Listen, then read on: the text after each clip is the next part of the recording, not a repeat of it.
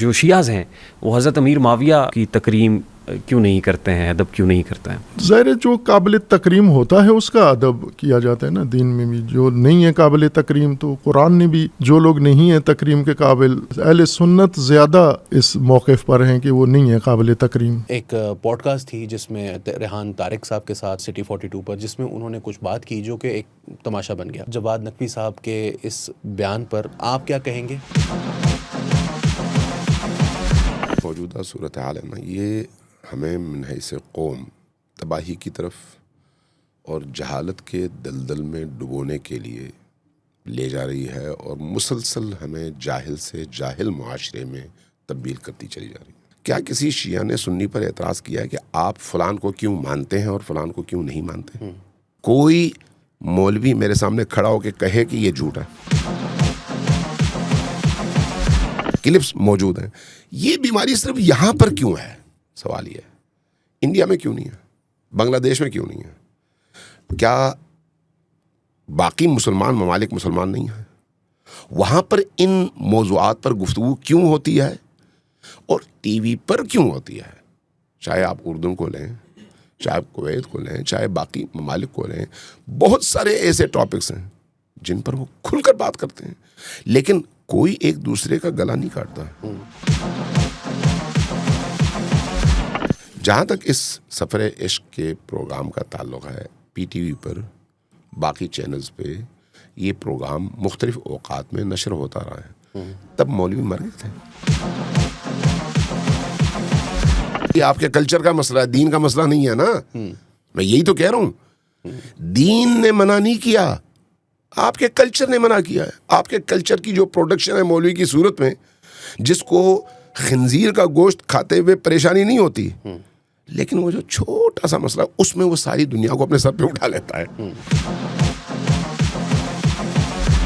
ناظرین آداب, علی وارثی ایک مرتبہ پھر نیا دور کے پلیٹ فارم سے آپ کے سامنے حاضر ہے, اور آج جس شخصیت کو ہم نے دعوت دی ہے, علامہ امین شہیدی صاحب, آپ سب جانتے ہیں ان کے بہت سے انٹرویوز بھی آپ نے دیکھے ہوں گے, پوڈ کاسٹ دیکھے ہوں گے, پریس کانفرنسز, سیاسی جلسوں میں انہیں تقاریر کرتے دیکھا ہوگا, پروٹیسٹ کرتے ہوئے بہت دیکھا ہوگا, کیونکہ یہ جو ہے وہ مجلس وحدت المسلمین سے بھی ان کا ایک تعلق رہا ہے, اور اہل تشیع کے ایک نامور ایک مولانا ہے جو کہ مختلف سیاسی موضوعات کے اوپر بھی بات کرتے ہیں, مگر ظاہر سی بات ہے کہ ایک مذہبی ان کا جو انڈرسٹینڈنگ ہے, نالج ہے, اور جو ان کی ٹریننگ ہے, اس کے حوالے سے بھی ہم بات کریں گے. مولانا صاحب بہت بہت شکریہ ہمیں جوائن کرنے کے لیے. آج جس موضوع پر میں نے آپ کو ایک, پاکستان کے اندر آپ کو پتہ ہے ہر تھوڑے عرصے کے بعد اس قسم کی کوئی کنٹروورسی جو ہے وہ سامنے آتی ہے, جس کے بعد, اور محرم کا جو مہینہ ہوتا ہے, آئی ڈونٹ نو کیوں, حالانکہ وہ سب کے لیے ہے, سب کے لیے مقدس ہیں, مگر ہر دفعہ ہی کوئی امپیشنٹ قسم کی ایسی گفتگو ہوتی ہے یا کوئی بات ہوتی ہے جس کے بعد کوئی کنٹروورسی اس میں سے پیدا کر لی جاتی ہے. علامہ جواد نقوی صاحب, جن کا کردار جو ہے وہ پورے پاکستان کے اندر ہی اس بات کا کوئی, اس بات کی اہل سنت کے جو علماء ہیں وہ بھی گواہی دیں گے کہ ان کا جو کردار ہے وہ ہمیشہ سے جوڑنے والا رہا ہے. انٹرفیتھ ہارمنی کے حوالے سے ان کا ایک کام جو ہے وہ وہاں تک بھی چلے جاتے ہیں جہاں پر لوگ ایکسپیکٹ نہیں کر رہے ہوتے کوئی جائے گا. لیکن ان کی ایک پوڈ کاسٹ تھی جس میں ریحان طارق صاحب کے ساتھ سٹی 42 پر, جس میں انہوں نے کچھ بات کی جو کہ ایک تماشا بن گیا. موضوع کو آپ جانتے ہیں, مجھے تھوڑا سا بتائیے گا کہ آپ کا جواد نقوی صاحب کے اس بیان پر آپ کیا کہیں گے, اور پھر میں آپ کے سامنے سوال رکھتا ہوں. بسم اللہ الرحمن الرحیم. سب سے پہلے تو میں آپ کا شکریہ ادا کروں گا. ثانیاً جو پاکستان کی موجودہ صورتحال ہے نا, یہ ہمیں من حیث قوم تباہی کی طرف اور جہالت کے دلدل میں ڈبونے کے لیے لے جا رہی ہے, اور مسلسل ہمیں جاہل سے جاہل معاشرے میں تبدیل کرتی چلی جا رہی ہے. یعنی جس طرح کا ماحول بنایا جا رہا ہے, اس ماحول میں اب آپ نہ حق کی بات کر سکتے ہیں, نہ آپ منطقی اور دلیل والی بات کر سکتے ہیں, نہ آپ قرآن کھول کر پڑھا سکتے ہیں, نہ آپ حدیث کی کتاب پڑھا کر کھول کر پڑھا سکتے ہیں. اب آپ نے ان لوگوں کے اشارے کے مطابق سیاست میں بھی بات کرنی ہے اور دین میں بھی بات کرنی ہے جن کے ہاتھ میں یا فرقواریت کا ہتھیار ہے یا اسلحہ ہے. اس انتہائی بدترین ماحول کی طرف ہم سفر کر رہے ہیں. ورنہ اوپن معاشروں کے اندر ڈیبیٹ ہوتی ہے, گفتگو ہوتی ہے, اور اس گفتگو میں آپ اپنی طرف سے دلائل پیش کرتے ہیں, سامنے والا بھی دلیل پیش کرتا ہے. ڈیبیٹ اور علمی مباحث اور گفتگو میں کبھی بھی ڈنڈا استعمال نہیں ہوتا ہے, کبھی بھی وہاں پر آپ کی طاقت اور آپ کا اسلحہ استعمال نہیں ہوتا. لیکن جب معاشرہ جاہل ہو جائے تو پھر اس کا انجام یہی ہوتا ہے. صرف یہ سید جواد نقوی صاحب کے مسئلے میں نہیں, عمومی طور پر اس وقت تمام مسالک کے اندر یہ ایک بیماری پھیل چکی ہے. اس لیے آپ نے دیکھا ہوگا کہ جس بھی مذہبی پارٹی کے ہاتھ میں ڈنڈا آ جائے تو وہ پھر اپنے آپ کو گویا جنگل کا شیر سمجھنے لگتا ہے, اور آخر کار اس کا انجام وہی ہوتا ہے جو بعض لوگوں کا ہوا ہے. لہٰذا ان چیزوں کو سامنے رکھتے ہوئے میرا خیال ہے اسٹیٹ کو اپنی پالیسی معین کرنی چاہیے, اور اسٹیٹ کو اس طرف معاشرے کو لے کر جانا چاہیے جہاں پر ہم ایک مہذب, عاقل, پڑھے لکھے اور جس طرح کے بھی منازعات معاشرے میں پیدا ہوتے ہیں ان منازعات کو علمی اور فکری طور پر حل کرنے والے معاشرے میں تبدیل ہو سکیں. لیکن نہ ہماری سیاسی حکومتوں کی اس کی طرف توجہ ہے اور نہ ہی ہمارے مقتدر حلقوں کی. وہ صرف چل چلاؤ والی پالیسی پر عمل کرتے ہیں جس کا نتیجہ اس وقت جو ہے یہ نکل رہا ہے, اور یہ آج کی پالیسی نہیں ہے, یہ گزشتہ کئی دہائیوں سے یہی ہوتا چلا آ رہا ہے. یہاں پر دہشت گردوں نے ڈنڈا استعمال کیا, آپ نے ان کو اپنے بغل میں رکھ لیا. یہاں پر دہشت گردوں نے گن استعمال کی تو آپ نے کہا کہ یہ ہمارے ہی بچے ہیں. تو یہ اس کا نتیجہ ہے مجموعی طور پر. جہاں تک اس ڈیبیٹ کا تعلق ہے, انہوں نے تو ایک جملہ کہا, جی سید جواد نقوی صاحب نے ایک جملہ کہا, اس ایک جملے پر کچھ لوگوں نے واویلا مچانا شروع کر دیا. اب سوال یہ ہے کہ کیا تاریخ کے موضوعات پر یا حدیث کے موضوعات پر یا قرآنی موضوعات پر اس معاشرے میں گفتگو ہو سکتی ہے یا نہیں ہو سکتی؟ اگر ہو سکتی ہے تو کیسے ہوگی؟ اگر آج آپ اس طرح کی پابندی لگا دیں کہ کل سے آپ نے قرآن کھول کر کوئی آیت ترجمے کے ساتھ نہیں سنانی, تو پھر اس کے بعد اسلام کا فاتحہ پڑھ لیں. اگر آپ نے یہ پابندی لگا دی کہ بھئی آپ نے حدیث کوئی بھی نہیں سنانی, تو پھر اسلام کا فاتحہ پڑھ لیں. مسئلہ یہ ہے کہ مسلمانوں کے درمیان بہت سارے مسائل ایسے ہیں جن میں اختلاف ہے, اور اس اختلاف کی گنجائش بھی ہے. بہت ساری ایسی شخصیات ہیں جو متنازع ہیں. اب جب ایسی شخصیات بھی ہیں اور ایسے نکات اور پوائنٹس بھی ہیں, تو وہاں پر میں اپنے نقطۂ نظر پر آپ کو گن پوائنٹ پر آنے پر مجبور نہیں کر سکتا. اس میں ریاست کے رول پر بھی میں آؤں گا, لیکن پہلے تو میں اس چیز کو کلیئرفائی کروانا چاہتا ہوں آپ سے, آپ کے ذریعے. بہت سے لوگوں کا یہ کہنا ہے کہ جو بھی ویوز اہل تشیع کے ہیں امیر شام, امیر معاویہ کے متعلق, وہ ہیں اور لوگوں کو پتہ ہے کہ کیا ویوز ہیں. اس کو میڈیا میں آ کر جو ہے وہ ڈسکس نہیں کرنا چاہیے. آپ اس پر کیا کہیں گے؟ دیکھیں, پہلے تو ایک بات واضح کر دوں کہ شیعوں کا جو نقطۂ نظر ہے تمام معاملات میں, صرف کسی امیر شام کی بات نہیں ہو رہی, تمام معاملات میں وہ بالکل واضح اور کلیئر ہے. اسی لیے شیعہ شیعہ ہیں اور سنی سنی ہیں, ورنہ نہ شیعہ شیعہ رہتے نہ سنی سنی رہتے. کیا کسی شیعہ نے سنی پر اعتراض کیا ہے کہ آپ فلان کو کیوں مانتے ہیں اور فلان کو کیوں نہیں مانتے؟ نہیں کر سکتا, تو یہ آپ کا عقیدہ ہے. اسی طرح سے کوئی سنی شیعہ پر بھی اعتراض نہیں کر سکتا. دیوبندیوں اور اہل حدیث کے درمیان, یا دیوبندیوں اور بریلویوں کے درمیان, یا اہل حدیث اور بریلویوں اور دیوبندیوں کے درمیان جن جن موضوعات پر, جن جن شخصیات پر, جن جن تاریخی واقعات پر, جن جن عقائد پر اختلاف ہے, تو کیا وہ یہ مجبور کر سکتے ہیں کہ آپ میری مانو ورنہ میں آپ کو رہنے نہیں دوں گا اور جینے نہیں دوں گا؟ نہیں ہو سکتا یہ. اس لیے میں پہلے والی بات اسی لیے کر رہا تھا کہ ایک ایسے معاشرے کے اندر ڈیبیٹ ہونی چاہیے. اب ہم آتے ہیں شیعی نقطۂ نظر کی طرف. جی دیکھیں, سب سے پہلے اس بات کو تو ذہن نشین کر لیں کہ شیعہ فقہا اور مجتہدین نے دوسرے مسالک کے عقائد اور ان کی شخصیات جن کو وہ اچھا سمجھتے ہوں ان کی توہین سے منع کیا ہے. ٹھیک, توہین سے منع کیا ہے, یہ مسلمات میں سے. اس کی بیس کیا ہے؟ قرآن کریم. قرآن کریم نے من حیث مسلمان مجھے اور آپ دونوں کو چاہے میں شیعہ ہوں یا سنی، آپ چاہے کوئی بھی فرقہ رکھتے ہوں، اگر ہم قرآن پر یقین رکھتے ہیں تو قرآن نے کہا وَلَا تَسُبُّوا الَّذِينَ يَدْعُونَ مِن دُونِ اللَّهِ فَيَسُبُّوا اللَّهَ عُدْوًا بِغَيْرِ عِلْمٍ، تم دوسروں کے ان خداؤں کو جن کو وہ اپنے حقیقی خدا کو چھوڑ کر پوجتے ہیں ان کو برا نہ کہو۔ برا نہ کہو کا مطلب کیا اس کو ماننا ہے؟ نہیں، برا نہ کہو کا مطلب یہ ہے کہ گندی زبان استعمال نہ کرو، ٹھیک، گالیاں نہ دو، لیکن ماننا تو نہیں ہے۔ اچھا، یہاں پر آگے آیت نے کہا اس لیے کہ وہ پھر تمہارے درست اچھے اور حق والے خدا کو برا بلا کہیں گے۔ ٹھیک، اب سوال یہ ہے کہ اگر کوئی شخص کسی بت کو گالی نہیں دیتا تو اس کا مطلب ماننا نہیں ہے، تو کیا مجھے وہ بت پرست ماننے پر مجبور کرے گا کہ چونکہ میری نظر میں یہ خدا ہے اس لیے تم بھی مانو؟ نہیں، یہ نہیں ہو سکتا۔ قرآن کی آیت اس چیز کی طرف ہمیں درست ہدایت دیتی ہے۔ اس چیز کو سامنے رکھتے ہوئے دوسری جگہ خود قرآن ہم سے کہتا ہے لا اکراہ فی الدین، دین میں جبر نہیں ہے۔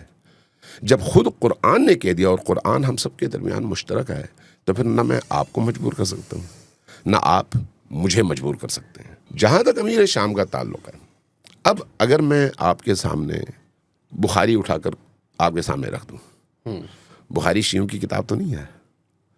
اگر میں آپ کے سامنے مسلم رکھ دوں، مسلم شیعوں کی کتاب تو نہیں ہے۔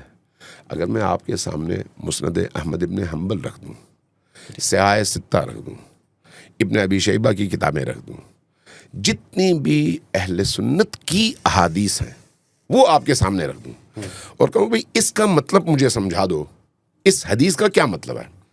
اگر ان تمام احادیث کی کتابوں میں اگر آپ کے پاس ٹائم ہوگا اور گنجائش بھی ہوگی تو میں تمام احادیث آپ کو سنا دیتا ہوں آپ کے قارئین کے لیے۔ اگر ان احادیث میں بعض شخصیات کو شرابی کہا گیا، بعض شخصیات کو بے گناہ انسانوں کا قاتل کہا گیا، اہل سنت روایات کی بات کر رہا ہوں، جی بالکل، بعض شخصیات کے بارے میں کہا گیا کہ یہ بے گناہ لوگوں کو قتل کرنے پر ہمیں مجبور کرتا ہے، بعض شخصیات کے بارے میں یہ کہا گیا کہ یہ لوگوں کے اموال لوٹ کر کھانے پر ہمیں مجبور کرتا ہے، آپ بتائیں کہ ہم کیا کریں۔ ٹھیک، یہ میں آپ کو مشتی از خربار یعنی سینکڑوں چیزوں میں سے 3 نمونے بتا رہا ہوں۔ تو اس کے بعد یہ اس شخصیت کی توہین ہوگی یا حقیقت کا بیان ہوگا۔ اب اگر ان تمام احادیث کی موجودگی میں آپ سے مطالبہ کروں کہ یہ تمام احادیث ہماری کتابوں میں ہیں لیکن اس کے باوجود آپ نے تکریم کرنی ہے تو آپ کا کیا رد عمل ہونا چاہیے؟ میرا خیال ہے ان مباحث کو آپ کھولیں گے تو آپ دلدل میں چلے جائیں گے، پھنسیں گے۔ اب یہی بات پھر وہیں آ جاتی ہے کہ وہ پھر وہی والی بات آ جاتی ہے کہ پھر مباحث کو کھولیں ہی مت۔ اس کی وجہ یہ ہے کہ جو باتیں آپ نے کہی ہیں، آپ نے بہت اس کو جسے کہتے ہیں نا انگریزی میں سینیٹائزڈ ورژن ہے، اس سے کہیں زیادہ کھل کر جو ہے وہ مولانا مودودی نے خلافت الملوکیت میں بہت کھل کر اس بات کو جو ہے وہ بیان کیا ہے، نام لے کر بیان کیا ہے۔ میں آپ کی وجہ سے ڈرتا ہوں کہ آپ کو کوئی پریشانی نہ ہو۔ بہت شکریہ۔ مجھے اگر آپ اجازت دیں تو میں ایک ایک روایت کھول کر آپ کے سامنے بیان کر دوں، کوئی مولوی میرے سامنے کھڑا ہو کے کہے کہ یہ جھوٹ ہے۔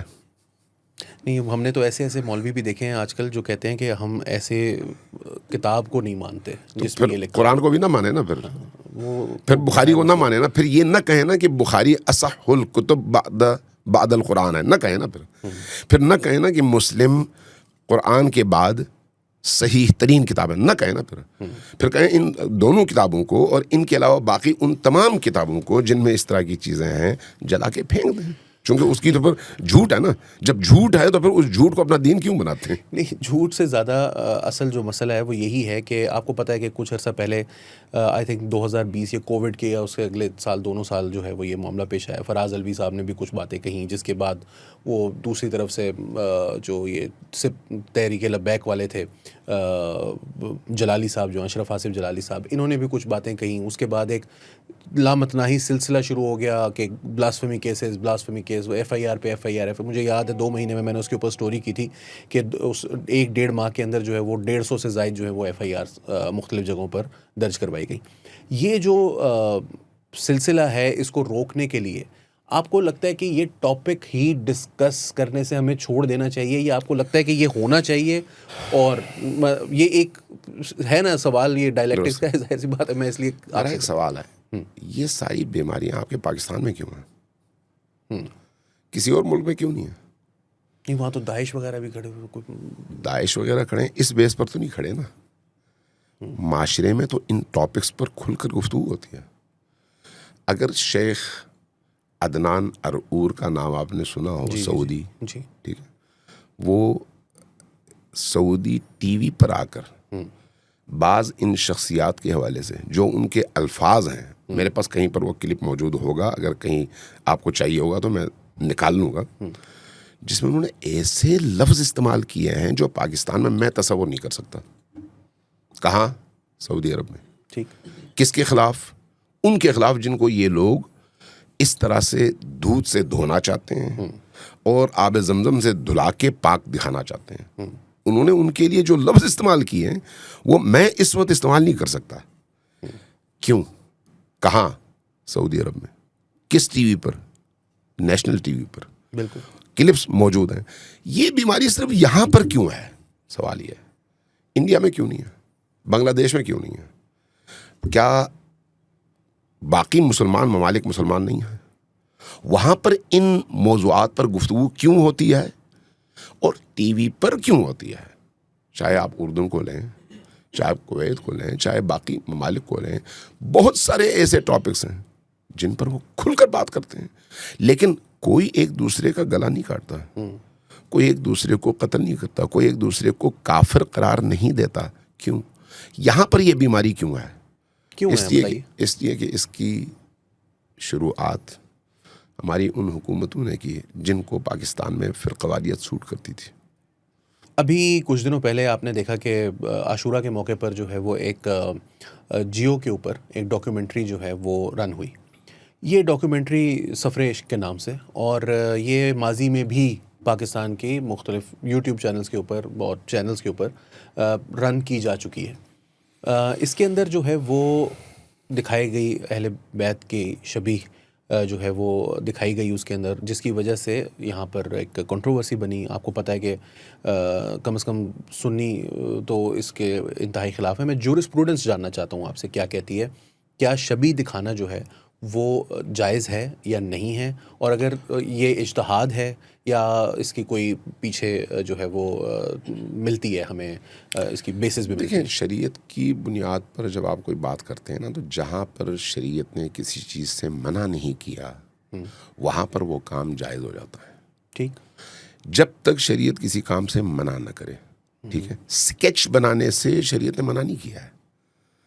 البتہ مختلف معاشروں کے اندر مختلف کلچرز میں بعض چیزوں کو اچھا سمجھا جاتا ہے, بعض چیزوں کو اچھا نہیں سمجھا جاتا ہے. جہاں تک اس سفر عشق کے پروگرام کا تعلق ہے, پی ٹی وی پر باقی چینلز پہ یہ پروگرام مختلف اوقات میں نشر ہوتا رہا ہے. تب مولوی مر گئے تھے,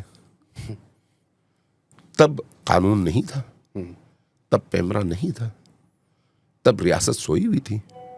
آج کیوں ایک ٹرمپ زدہ مولوی کے شکایت پر, جس کی قیمت ٹرمپ کے میز پہ ناشتہ ہے بس, یعنی دنیا کا خونی ترین درندہ, اور اس کی میز پر ایک ناشتے کی جس کی قیمت ہے وہ اس کو اٹھایا جاتا ہے کہ بھئی تم رپورٹ کرو, اور اس بیس پر ریاست متحرک ہو جاتی ہے اور پابندی لگاتی ہے. اگر یہ جرم تھا تو پہلے بھی جرم تھا, اگر جرم نہیں تھا تو آج اس کو جرم بنانے والے سوچیں کہ کیوں آج جرم ہے. اس کا مطلب ہے پیچھے دال میں کوئی کالا ہے. جہاں تک خود اس سکیچ کا تعلق ہے, میں خود حامی نہیں ہوں سکیچ کا, ٹھیک, میں اپنی ذاتی بات کروں, لیکن شریعت نے کئی بار منع بھی نہیں کیا. جب شریعت نے منع نہیں کیا تو جس کو وہ اچھا نہیں لگتا وہ نہ دیکھیں, جس کو اچھا لگتا ہے وہ دیکھیں. شریعت میں اس کی اسٹریٹ فارورڈ ممانعت نہیں ہے کہ شبیہ نہیں بنائی جا سکتی. آپ ڈرامے بناتے ہیں, بالکل بناتے ہیں. آپ تاریخی فلمیں بناتے ہیں, بالکل بناتے ہیں. آپ نے صدر اسلام سے لے کر اب تک کی مختلف فلمیں, ڈراما, سیریز میں بنائی ہیں یا نہیں؟ بالکل. سعودیوں نے بنائی ہیں, کویتیوں نے بنائی ہیں, قطریوں نے بنائی ہیں. حرام کیا ہے؟ یہاں پر اس کے اوپر بھی ویسے میں سچی بات بتاؤں تو یہاں پر اس کے اوپر بھی بہت تنقید میں یہی تو کہہ رہا ہوں نا, یہاں پر کا مطلب ہے یہ آپ کے کلچر کا مسئلہ ہے, دین کا مسئلہ نہیں ہے نا. میں یہی تو کہہ رہا ہوں, دین نے منع نہیں کیا, آپ کے کلچر نے منع کیا ہے. آپ کے کلچر کی جو پروڈکشن ہے مولوی کی صورت میں, جس کو خنزیر کا گوشت کھاتے ہوئے پریشانی نہیں ہوتی, لیکن وہ جو چھوٹا سا مسئلہ اس میں وہ ساری دنیا کو اپنے سر پہ اٹھا لیتا ہے. تو میں اس کی بات کر رہا ہوں. اس کا مطلب یہ ہے کہ اس معاشرے کا جو کلچر ڈیولپ کیا جا رہا ہے وہ ایک ایسا کلچر ہے جو مستقبل میں انتہائی خطرناک ہوگا, اور اس کے ان اثرات سے یہ مقتدر حلقے بھی نہیں بچ سکیں گے جب وہ اس طرح سے شدت پسندی کو اپنے مقاصد کے لیے آج استعمال کریں گے. ماضی میں جنہوں نے استعمال کیا, آج ان کی بوئی ہوئی فصل یہ کاٹ رہے ہیں. بلوچستان میں بھی کاٹ رہے ہیں, خیبر پختونخوا میں بھی کاٹ رہے ہیں, باقی علاقوں میں بھی اس کے اثرات آپ دیکھ رہے ہیں. پچھلے کل سے جو ہے وہ میں سوشل میڈیا کے اوپر اس طرح کی جو سید طلعت حسین صاحب ہیں ان کی بھی میں نے ایک ٹویٹ دیکھی, اور بھی لوگوں کی دیکھی, جن کا یہ کہنا تھا کہ یہ جو پابندی لگائی گئی ہے جیو کے اوپر 15 دن کی, یہ جیو کو ایک فیور کے طور پر دی گئی ہے کیونکہ اس کے خلاف ایک بڑا محاذ جو ہے وہ مولوی کھڑا کرنے جا رہے تھے, تو ریاست نے وہاں پر. آپ کا اس پر کیا ویو ہے؟ ریاست کو کیا ایسے معاملات میں پیچھے ہٹ جانا چاہیے, یا بچانے کے لیے جو ہے وہ آپ پر ہی پابندی لگا دیں, یعنی شیر کے بجائے گاؤں کو پنجرے میں بند کر دینا چاہیے؟ دیکھیں, ہماری مشکل یہی ہے کہ اس معاشرے میں ریاست کی جو پالیسیز رہیں, ان پالیسیز کا نتیجہ یہ ہے کہ یہ جو باولے کتے ہیں نا, ان کو آزاد چھوڑ دو, لیکن پتھروں کو باندھ دو تاکہ ان کو کوئی مار نہ سکے. یہ اس پالیسی کا خلاصہ ہے.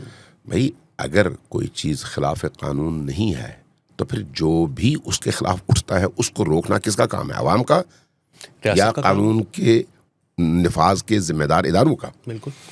اگر کوئی چیز خلاف قانون ہے تو اس کو بھی روکنا مولوی کا یا عوام کا کام نہیں ہے, ریاست کا کام ہے.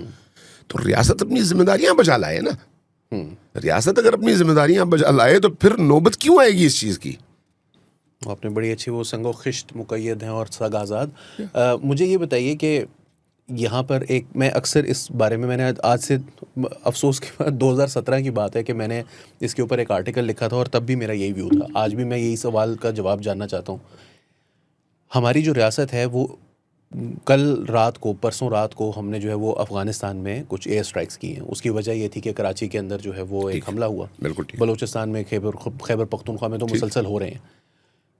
کیا ریاست ان سے لڑ بھی رہی ہے ایٹ دا سیم ٹائم ایسی, اور آپ کی جو بات ہے وہ ایسی نہیں ہے جس کو جو وداؤٹ میرٹ ہو, کہ ایسا لگتا ہے کہ ریاست جو ہے وہ کہیں نہ کہیں ان لوگوں کو اکاموڈیٹ کر رہی بھی کر رہی ہے. اب یہ کیا ڈائیکوٹمی ہے؟ مجھے نہیں سمجھ آتا کہ ریاست کی کیپیسٹی نہیں ہے, یا ریاست کی ول نہیں ہے, یا ریاست جو ہے وہ ایکٹیولی ولنگلی ان کو سپورٹ کر رہی ہے. آپ اس میں کہاں مشکل یہ ہے کہ جو بھی حکومتیں بنتی ہیں یا ان کے پیچھے جو بھی مقتدر لوگ ہوتے ہیں, ان کو اپنے شارٹ ٹرم مقاصد نظر آتے ہیں, اور انہی مقاصد کے لیے انہوں نے پالیسی بنانی ہوتی ہے. ضیاء الحق کے دور میں بھی یہی ہوا, ایوب خان کے دور میں بھی یہی ہوا, بعد میں پرویز مشرف کے دور میں بھی یہی ہوا, آج بھی یہی ہے. بھٹو کے دور میں بھی یہی تھا, بعد میں نواز شریف کے دور میں بھی یہی تھا, بے نظیر کے دور میں بھی یہی تھا, آج بھی یہی ہے. Short term policies. کسی طرح سے یہ وقت گزار دو, اس موقع پر ہمارے لیے کوئی ٹربل کریٹ نہ ہو. اس میں حتیٰ قانون سازی میں بھی صرف اسی مختصر دورانیے کو دیکھا جاتا ہے. اس موقع کو ہم نکال دیں, بعد میں وہی قانون کے گلے پڑ جائے, کہتے ہیں کوئی بات نہیں اب تو ہو گیا. اس لیے آپ دیکھتے ہیں نا, چاہے قانون سازی کا میدان ہو, چاہے دہشت گردوں سے نبٹنے کا, کیا یہی دہشت گرد جن کو آج آپ مختلف ناموں سے پکارتے ہیں کل آپ کے بغل بچے تھے یا نہیں؟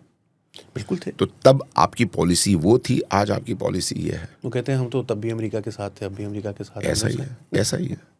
اس لیے میں یہ عرض کر رہا ہوں کہ یہ جب آپ شارٹ ٹرم پالیسی دیکھتے ہیں نا, یہ جو ٹائم ہے یہ نکال دو, تو اس کا نتیجہ یہ ہے کہ پوری قوم بھاڑ میں جائے, پوری قوم اس تباہی کے دلدل میں ڈوب جائے. کوئی بات نہیں, میں اپنا وقت پورا کروں اور اس کے بعد میں آسودہ ہوں. وہ جو 2 سال 3 سال کی پوسٹ ہے اس جب تک وہ گزارا کرنا ہے. آخر میں آپ سے میں یہی سوال کرنا چاہوں گا کہ آپ کوئی پیغام جو ہے وہ لوگوں کو دیں ان دونوں چیزوں کو مد نظر رکھتے ہوئے. آپ کے سامنے یہ واقعات تو مسلسل پیش آ رہے ہیں, ریاست کے لیے آپ کیا کہیں گے, لوگوں کو آپ کیا کہیں گے, اور میڈیا کو بھی کچھ ایڈوائز کیجئے کہ ہمیں کس طرح سے اس میں ڈیل کرنا چاہیے. دیکھیں ایڈوائز اپنی جگہ ٹھیک ہے لیکن عمل نہیں ہوتا, سچی بات یہ ہے. سر ہمارا کام ہے پہنچانا, جی ہاں ہمارا کام ہے بولنا, ابلاغ, بالکل ٹھیک. دیکھیں جہاں تک ریاست کا تعلق ہے, ریاست کی حیثیت ماں والی ہے, اس لیے اس کو اپنے گھر کو بچانے کے حوالے سے پالیسی بنانی چاہیے, صرف اپنے کمرے کو نہیں, صرف اپنے بستر کو نہیں. اس لیے اس کو اس حوالے سے اپنی پالیسیز کے لیے کام کرنا چاہیے. ریاست کو اگر اس نہج پہ آپ نہ ڈال سکیں تو خاکم بدہن اس وقت جو فضا ہے, بلوچستان آپ کے سامنے ہے, کے پی کے آپ کے سامنے ہے, دل کدھر ہیں اور زبانیں کدھر ہیں آپ کے سامنے. ابھی آپ نے کشمیر کا حال دیکھ لیا ہے. یعنی ہر گزرتا دن ہماری ریاست کو من حیث مجموع اور عوامی رجحانات کو شدت پسندی کی طرف اور ریاست کو کمزوری کی طرف لے کر جا رہا ہے, اور یہ انہی پالیسیز کا نتیجہ ہے. لہٰذا ایک عادلانہ وسائل کی تقسیم اور قانون کا درست بجا اور برابر سب کے حوالے سے استعمال. قانون میں پھر یہ نہ ہو کہ فلان میرا ہے تو اس لیے اس کے خلاف نہیں, فلان تیرا ہے تو اس کے خلاف میں استعمال کروں, یہ نہیں ہونا چاہیے. یہ ریاست کی ذمہ داری ہے. اگر یہ نہیں کرتی ریاست تو کل منہ کی کھائے گی.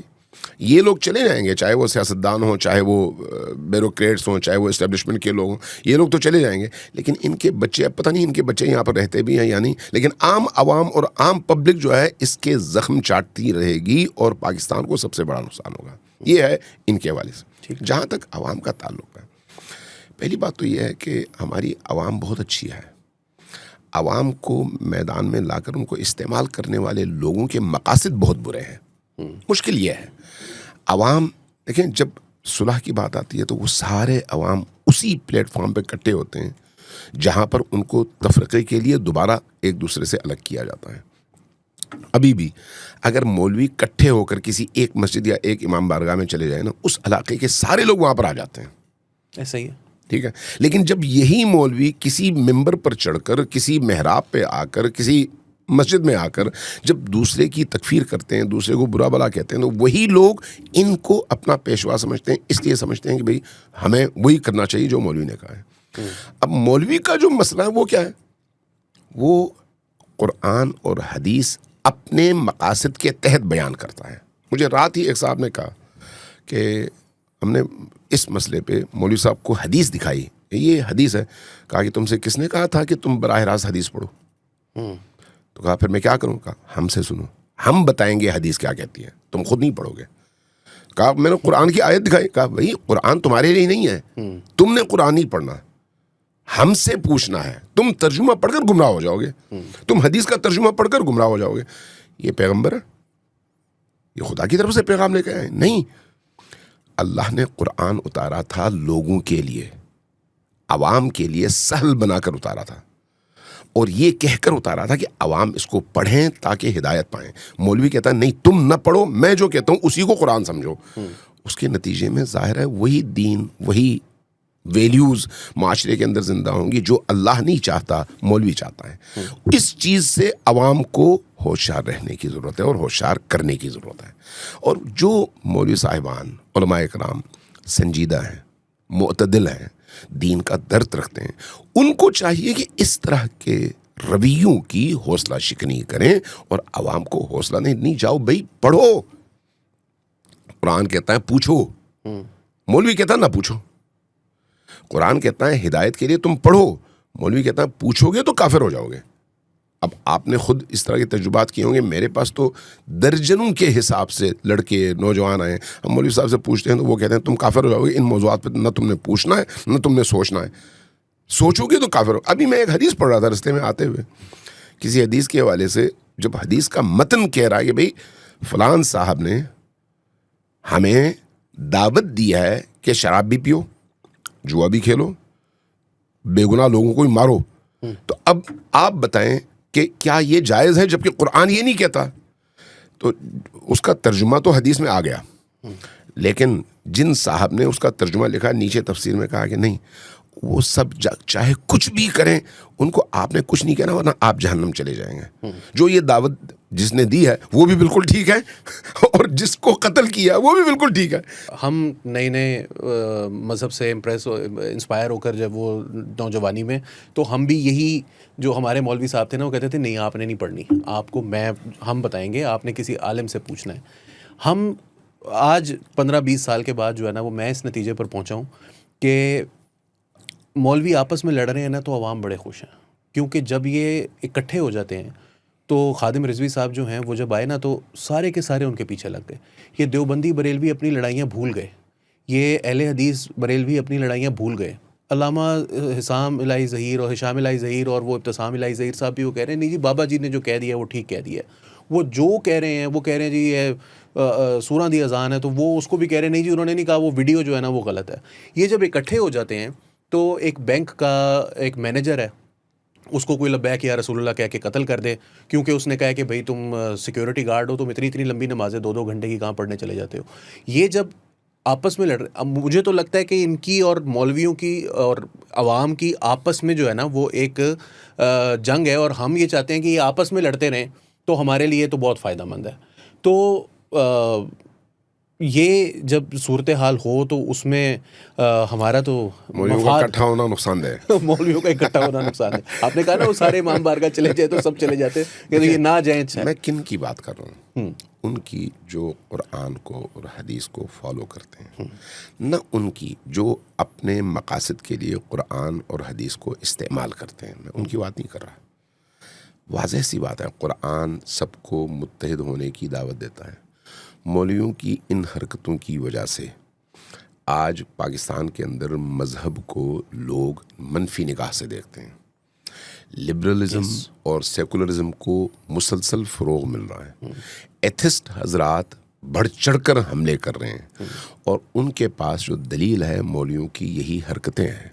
اور عام بندہ اس وجہ سے کہ مولوی اس طرح کی حرکتیں کرتے ہیں وہ اسلام سے بدزن ہو رہا ہے, اور جب اسلام سے بدزن ہو رہا ہے تو اس کو ایک پناہ گاہ چاہیے. تو اس پناہ گاہ کی تلاش میں وہ ان لوگوں کے ہتھے چڑھ رہا ہے جو اسلام ہی کو سرے سے نہیں مانتے. نقصان کس کا ہوا ہے؟ اسلام کا. نقصان کس کا ہوا ہے؟ اس معاشرے میں بسنے والے ان سادلو مسلمانوں کا جو اللہ کا دین سمجھ کر ان کے پیچھے لگ گئے. اس لیے میں یہ کہہ رہا ہوں کہ مولویوں کی 2 قسمیں ہیں, جس طرح سے اہل اقتدار کی بھی 2 قسمیں ہیں, اہل علم کی بھی 2 قسمیں ہیں. وہ لوگ جو واقعی خدمت کے لیے آتے ہیں اور وہ لوگ جو واقعی فساد کے لیے آتے ہیں. علم فساد نہیں سکھاتا, علم کبھی بھی بدتمیزی نہیں سکھاتا, علم کبھی بھی آپ کے معاشرے کے اندر لڑانے کی تعلیم نہیں دیتا. دین کبھی بھی لڑنے کو اچھا نہیں سمجھتا. دین کہتا ہے وَاعْتَصِمُوا بِحَبْلِ اللَّهِ, اللہ کی رسی کو مضبوطی سے تھامو, وَلَا تَفَرَّقُوا, اس طرح سے گروہوں میں بٹو مت, تقسیم نہ ہو. دین کہتا ہے ہدن للمتقین, یہ قرآن ہدایت دیتا ہے ان کو جو پاک ہوتے ہیں, متقی ہوتے ہیں. وہ لوگ جو نجاستوں پہ پل رہے ہوں وہ کبھی بھی متقی نہیں ہو سکتے.